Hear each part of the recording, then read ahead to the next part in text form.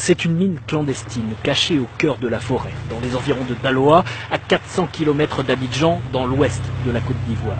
Une sorte de ravin, un trou dans la terre rouge, d'une dizaine de mètres de profondeur sur près de 100 mètres de long, avec des tunnels, des machines pour broyer les cailloux et des mineurs qui remontent les échantillons de roches pour voir si des paillettes d'or sont emprisonnées à l'intérieur.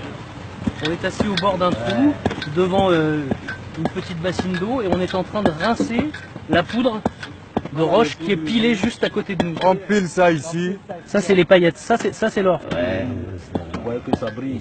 Sur une journée, on peut sortir combien Ça comme ça, là, tu peux gagner au moins 20 000 francs ou bien 10 000 francs. 10 000 francs CFA, ça représente une quinzaine d'euros, une somme dérisoire au regard des bénéfices générés par la mine. 500 personnes travaillent sur place et sortent de la terre près de 40 kilos d'or chaque mois, soit 1 200 000 euros. L'argent est redistribué en pots de vin aux fonctionnaires locaux, mais profite surtout à un ancien rebelle qui se fait appeler Watao. Ce système de corruption mis en place dans d'autres mines clandestines de la région a été dénoncé au printemps dernier dans un rapport de l'ONU. Les activités d'orpaillage illégal à Daloa permettent à l'ancien commandant de la zone, Isiaka Ouattara, dit Watao, de maintenir une force armée de 500 hommes sous son commandement exclusif.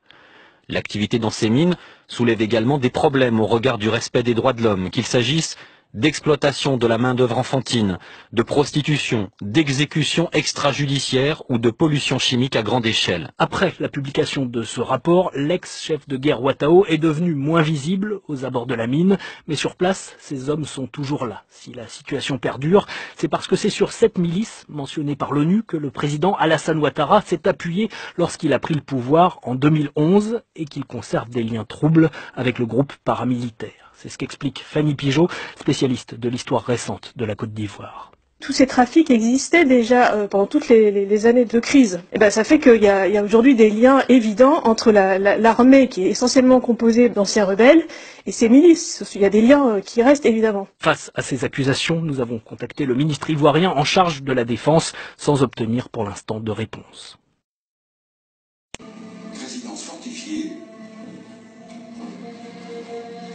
et parking de concessionnaire.